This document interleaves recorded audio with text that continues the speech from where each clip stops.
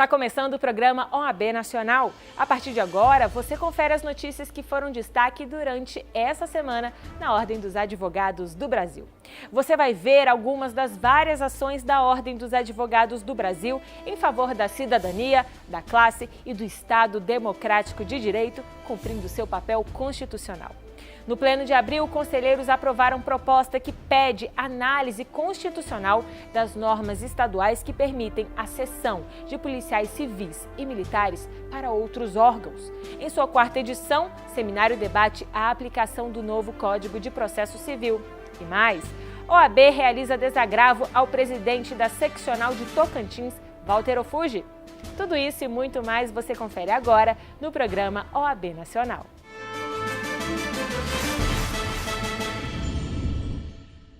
Nas últimas semanas, a Ordem dos Advogados do Brasil foi alvo de ataques e críticas relacionadas à atuação da entidade e que tentam desacreditar suas ações. Na reunião do Conselho Pleno de abril, os conselheiros federais da entidade abriram a sessão defendendo a OAB e seu posicionamento perante os temas relevantes para a República. Sempre que chamada, a instituição cumpre de forma rigorosa com seu papel constitucional e com as funções que lhe são atribuídas em lei. Ao longo de sua história, a OAB tem um importante papel na defesa dos direitos e garantias fundamentais, na defesa das prerrogativas dos advogados e, sobretudo, na defesa do Estado Democrático de Direito. O programa OAB Nacional te mostra agora algumas das várias ações da Ordem dos Advogados do Brasil em favor da cidadania. Nos últimos 2 anos, a Ordem dos Advogados do Brasil tem promovido ações com empenho para defender as prerrogativas da advocacia e os direitos fundamentais, entre elas a atuação da Caravana das Prerrogativas, que cruza o país coibindo práticas abusivas de magistrados, procuradores, autoridades policiais e outros agentes públicos que interferem no trabalho da advocacia. A aprovação do projeto de lei que criminaliza o desrespeito às prerrogativas da advocacia também foi um marco nas lutas da OAB. Dentro do tema das prerrogativas, embora muitas vezes sofra a incompreensão da sociedade, a OAB segue firme nesse sentido, pois entende que garantir mecanismos de garantia das prerrogativas é assegurar os direitos da sociedade. Ao defender a garantia do habeas corpus por meio de atuação na Câmara dos Deputados, a OAB foi clara ao afirmar que não aceitaria retrocessos na época em que foram analisadas as 10 medidas contra a corrupção propostas pelo Ministério Público. O relator da proposta, deputado Onyx Lorenzoni, enfatizou que foram as ponderações da OAB que o convenceram a retirar a restrição ao habeas corpus e também a possibilidade de uso de provas ilícitas, ambas constantes no projeto original. As ponderações que o presidente Lamarck havia feito, tanto na audiência quanto depois na nossa reunião lá na sede da Ordem, em relação à preocupação com os habeas corpus, com a questão de restrição para o uso de habeas corpus, pela importância que ele tem na história brasileira, na cultura brasileira e pela importância que ele tem no dia a dia de um sistema judiciário muito complexo que nós temos aqui no Brasil. Quando a problemática envolveu a privacidade entre advogado e cliente com violações de escritórios e vazamentos, a Ordem foi enfática em ingressar judicialmente no Supremo Tribunal Federal em abril de 2016 para resguardar o sigilo, lacrar e destruir todo o material proveniente de interceptações ilegais feitas na central telefônica do escritório dos advogados Roberto Teixeira e Cristiano Zanin. Também foi ao STF para que a Corte adotasse interpretação pela inviolabilidade do sigilo telefônico e de dados entre advogados e clientes, conforme estabelece o Estatuto da Advocacia. A OAB também não se calou quando vieram a público gravações de conversas entre profissional da advocacia escrita no Rio de Janeiro e cliente e exigiu das autoridades judiciárias a apuração e punição da quebra de qualquer sigilo profissional. Por meio da Procuradoria Nacional de Defesa das Prerrogativas, que ingressou como assistente em recurso especial no Superior Tribunal de Justiça, conseguiu importante vitória em sua tese de que o Ministério Público não pode intervir nas relações contratuais entre advogados e clientes. Atenta às necessidades da advocacia e aos anseios da sociedade como um todo, a Ordem esteve na ofensiva para assegurar direitos que estiveram sob ameaça ou evitar que novas propostas significassem abusos ou retrocessos. Além de recorrer ao Judiciário, também não hesitou em articular ações no Legislativo para proteger a sociedade e a Constituição. O Colégio de Presidentes de Seccionais sempre demonstrou apoio irrestrito, referendando e reafirmando a importância do respeito ao direito de defesa e à Constituição Federal por meio das proposituras do Conselho Federal, que também emitiu nota criticando a banalização das prisões provisórias e das conduções coercitivas abusivas, realizadas quase sempre de forma espetacular e midiática, sem nenhuma preocupação com a presunção da inocência.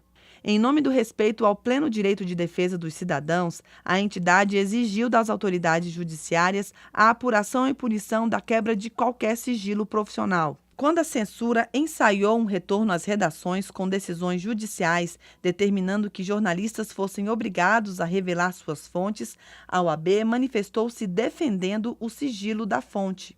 Protocolou uma arguição de descumprimento de preceito fundamental no STF contra a eficácia do crime de desacato, previsto no artigo 331 do Código Penal. A OAB também foi ao STF para contestar a prisão antes do trânsito em julgado e fez críticas veementes ao que podemos chamar de espetacularização do processo penal. A Ordem dos Advogados do Brasil merece respeito. A Ordem dos Advogados do Brasil é uma instituição que tem relevantes serviços prestados ao Brasil. A OAB é uma instituição que tem agido num momento dificílimo da quadra nacional, aonde há uma divisão, como todos nós sabemos, e ela tem se portado como uma verdadeira guardiã da Constituição Federal. Todas as informações sobre a atuação da OAB em defesa das garantias individuais e das prerrogativas da advocacia estão disponíveis no site da entidade, com detalhes de cada ação. A Comissão Nacional de Assuntos Constitucionais da OAB apresentou proposta ao Conselho Pleno da entidade para ajuizar ações, pedindo que seja verificada a adequação à Constituição de normas estaduais que permitem a cessão de policiais civis e militares para outros órgãos. No pedido, a comissão argumentou a violação do texto constitucional e também a contribuição para o agravamento da falência do sistema de segurança pública do país. O Brasil tem hoje mais de 500 mil policiais civis e militares, segundo dados do Ministério da Justiça. Parte desse efetivo está cedido para outros órgãos das administrações estaduais e distritais, executando atividades que não na segurança pública. Para se ter uma ideia, o Distrito Federal tem, de acordo com publicação do Diário Oficial de 2016, 1.040 policiais civis e militares cedidos. No Rio Grande do Sul, também em 2016, 502 policiais militares estavam desviados de suas funções. Já o Rio de Janeiro, que passa por intervenção federal, tinha mais de 3 mil agentes das polícias civil e militar, do Corpo de Bombeiros e penitenciários cedidos a outros órgãos. Nesse caso, o ato que permitia a cessão foi suspenso e os profissionais voltaram às suas funções. Tudo isso porque cada unidade da federação possui normatização própria sobre essa questão. Foi com o objetivo de questionar essas normas que a Comissão Nacional de Assuntos Constitucionais da OAB apresentou ao Pleno do Conselho proposta de ajuizamento de ações de controle concentrado de constitucionalidade, aplicando medidas judiciais definidas de acordo com cada caso. Para a comissão, a cessão de policiais para outras atividades não corresponde com o que é estabelecido pelo artigo 144 da Constituição, justificando sua retirada do ordenamento jurídico. É incontroversa, de domínio público, a existência de contingente significativo de policiais executando atividades alheias às atribuições dos cargos públicos que ocupam. E, o que é mais grave, mediante cessão a órgãos administrativos ou pessoas jurídicas de direito público, sem qualquer vinculação, nem mesmo indireta, com o sistema estatal de segurança pública. Nesse contexto, possibilitar o empréstimo desses servidores para outros órgãos, além de violar o texto constitucional, implica em desvio de função e no déficit do quadro de funcionários que já se encontra insuficiente. O pedido, aprovado de forma unânime pelo plenário, traz dados da situação calamitosa da segurança pública no país, mostrando que o Brasil, segundo o relatório da Organização Mundial de Saúde, tem a maior taxa de homicídios das Américas e que esse número não para de crescer.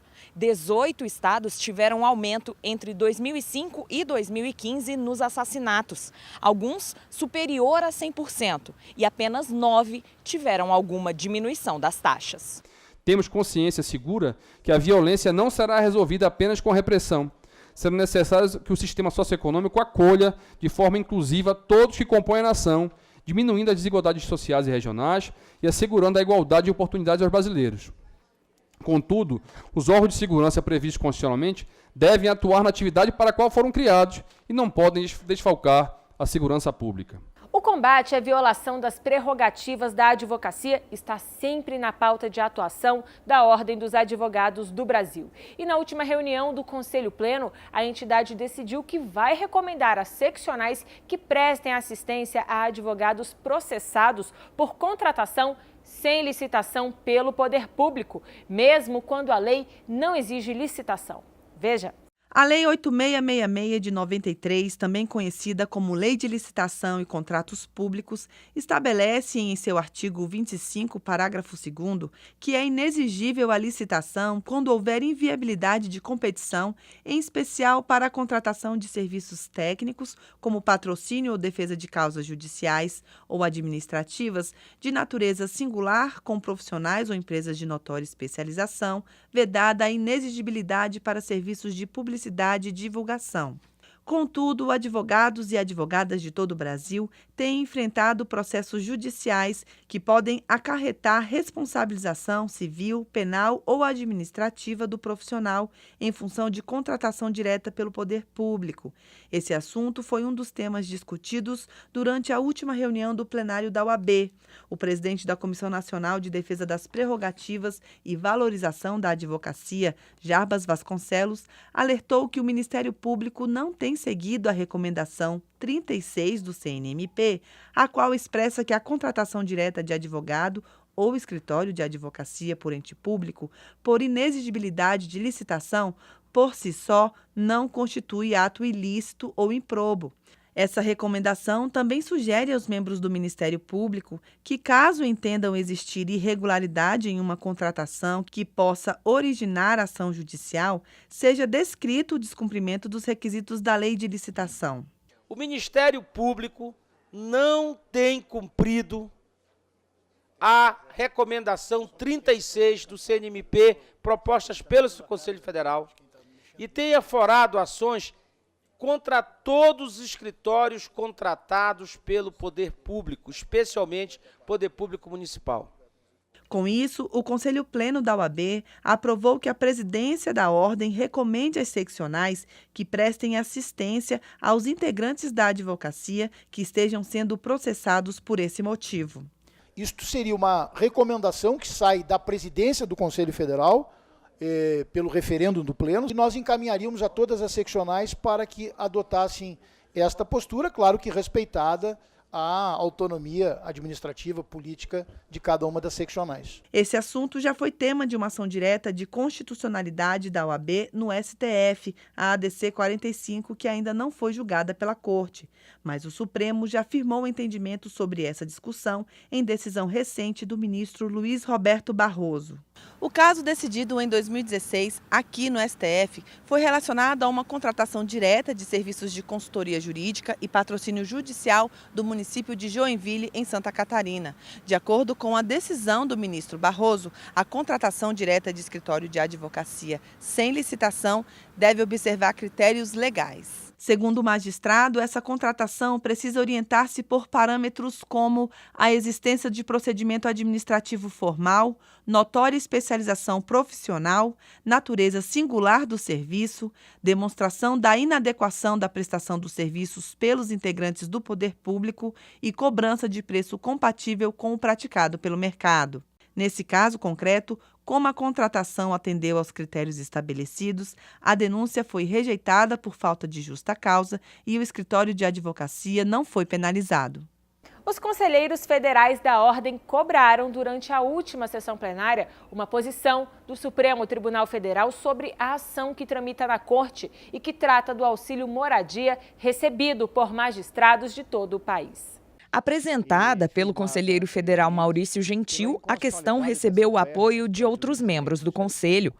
tendo em vista a exigência constitucional de que devem receber suas remunerações em subsídio parcela única e tendo em vista que os juízes, membros do Ministério Público, têm a obrigação constitucional de residir na comarca, daí porque não haveria caráter indenizatório dessa verba. Absolutamente subscrevo em toto o que Sua Excelência acabou de dizer aqui. Gostaria de me associar também a essa proposição do conselheiro Maurício Urgente. O pagamento de auxílio moradia a juízes e membros do Ministério Público tramita no Supremo Tribunal Federal há algum tempo. São 5 ações que pedem a análise da questão. Hoje, a magistratura brasileira recebe R$ 4.377,73 de auxílio, o que equivale a pouco mais de 4 salários mínimos. Um gasto em torno de R$ 800 milhões por ano à União. A expectativa era de que o Supremo julgasse a matéria em abril. No entanto, não entrou na pauta do tribunal. Desde sua determinação, a OAB tem posicionamento firmado pela inconstitucionalidade dessas verbas destinadas a juízes e membros do Ministério Público, já que a Constituição prevê o pagamento de subsídio fixado em parcela única.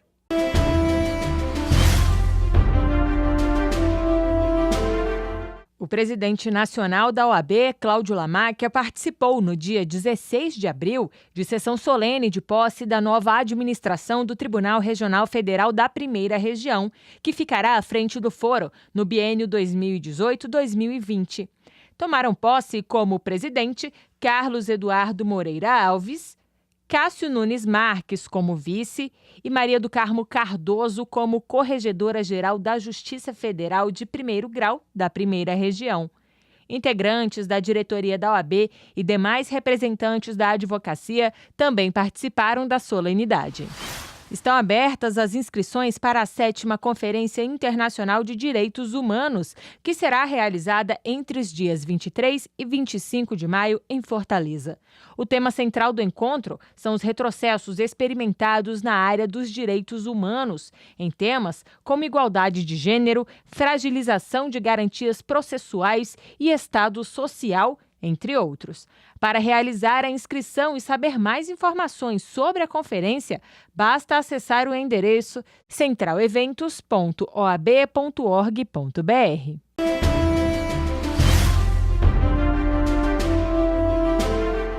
Um ato de desagravo público marcou a tarde do último dia 18 na OAB de Tocantins. Advogados, membros da diretoria do Conselho Federal e da seccional desagravaram o presidente da OAB tocantinense, Walter Ofuji.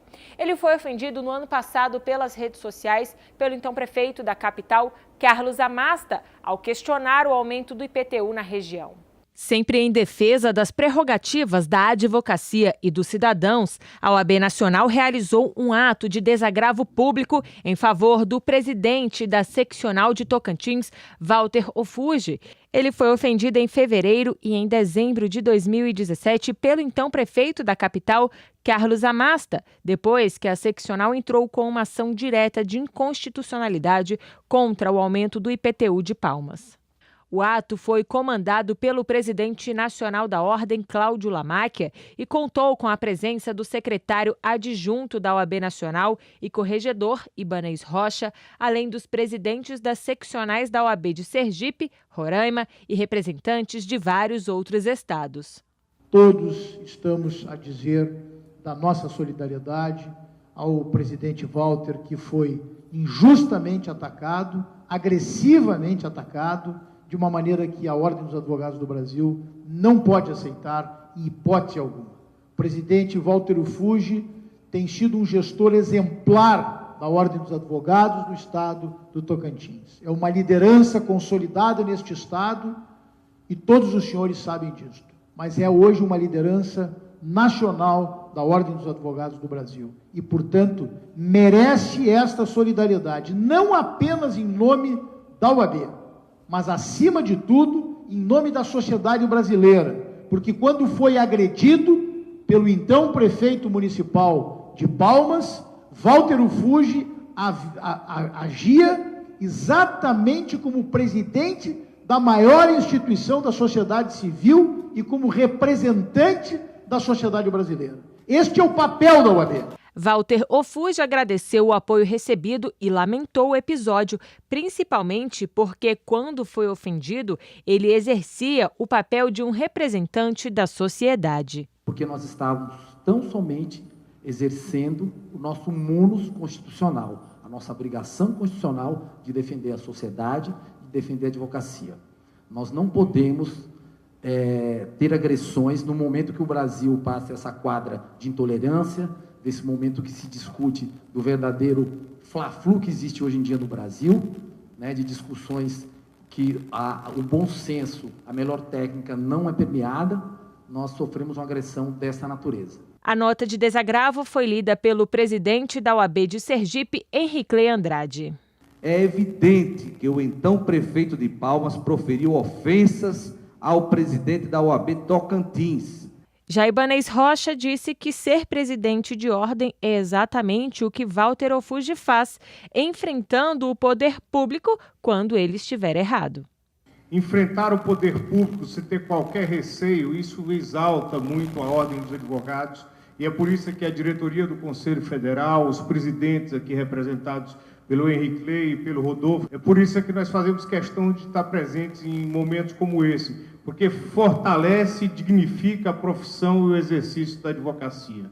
Além de participar ativamente da elaboração do texto que deu origem ao novo Código de Processo Civil, a Ordem dos Advogados tem acompanhado a aplicação da norma e realizado eventos de discussão sobre as mudanças no CPC.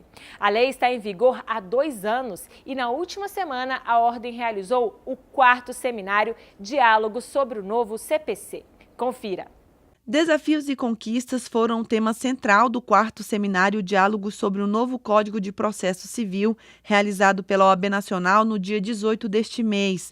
O evento foi organizado pela Escola Nacional de Advocacia, a ENA, e pela Comissão Especial de Análise da Implementação do novo CPC do Conselho Federal da OAB. Para o diretor-geral da ENA, José Alberto Simonetti Cabral, é necessário refletir sobre a implementação do CPC, pois as conquistas não foram totalmente absorvidas pelo sistema jurídico e a realização desse seminário sobre o novo código faz parte do projeto de ações da OAB para debater temas polêmicos, reiterando seu compromisso de fortalecer a atuação do advogado e as conquistas do cidadão.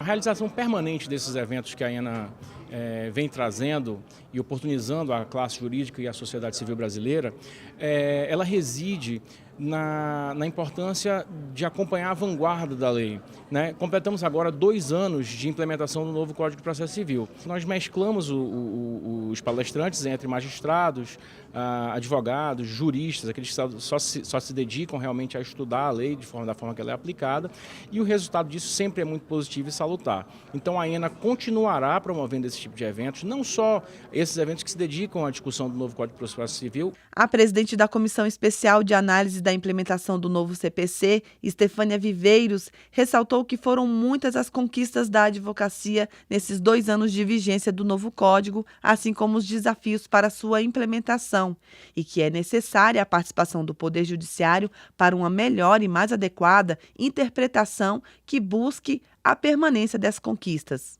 Mas tivemos muitos avanços, né? Eu acho que com certeza é um avanço das conquistas decorrentes da própria lei, mas que a gente precisa de um avanço e do amadurecimento conjunto com o Poder Judiciário. O Poder Judiciário também tem que estar disposto à aplicação da melhor forma do Código de Processo Civil. Avanços foram dados, conquistas foram dadas, mas ainda faltam muitos desafios para que a gente possa ter um amadurecimento natural da própria lei e uma aplicação adequada dessa lei. Com o auditório lotado e centenas de espectadores acompanhando a transmissão pelo canal do YouTube do Conselho Federal da OAB, o evento contou com palestras que discutiram temas como a execução de efetividade, a participação dos advogados no sistema de precedentes, honorários advocatícios, incidente de desconsideração da personalidade jurídica, agravo de instrumento e poderes executórios atípicos. A sanção do novo Código de Processo Civil resultou em profundas e importantes mudanças no cotidiano daqueles que integram o sistema de justiça. De acordo com juristas, a nova lei processual promoveu uma grande revolução no Brasil e não há qualquer outra norma que possua tanta força e capilaridade no ordenamento jurídico nacional. por isso, a OAB tem realizado eventos como esse para discutir as principais mudanças e aplicação da lei. A relevância de discussão do tema e da realização do evento foram destacadas pelos palestrantes. Discutir o Código de Processo Civil é algo relevantíssimo para a advocacia. E quando a AENA promove um diálogo para debater esse tema com professores do mais alto gabarito, ela está prestando um relevantíssimo serviço a toda a advocacia brasileira. O Código está completando 2 anos de vigência, né? É uma lei, apesar de já ter 2 anos, isso é muito pouco tempo para que a gente já tenha alguns posicionamentos fixos, determinados, sobre determinado tema. Então, estamos todos estudando e aprendendo. É importantíssimo trazer a cultura jurídica para os advogados. Essa renovação, esse estudo constante é fundamental para o aprimoramento da advocacia, porque o advogado que realiza os direitos. Passaram-se 2 anos do início da vigência do CPC, né? Há 2 anos que ele vem já vigorando, já tem vigor. E de lá para cá a gente vê que algumas teses que foram defendidas pela advocacia se consolidaram no âmbito dos tribunais. E o programa OAB Nacional fica por aqui. Você pode visitar as nossas redes sociais. A OAB está no Instagram, Facebook, Twitter e YouTube. É só colocar CF OAB. Não deixe de acessar também o site da Ordem, oab.org.br. Muito obrigada pela companhia e até semana que vem.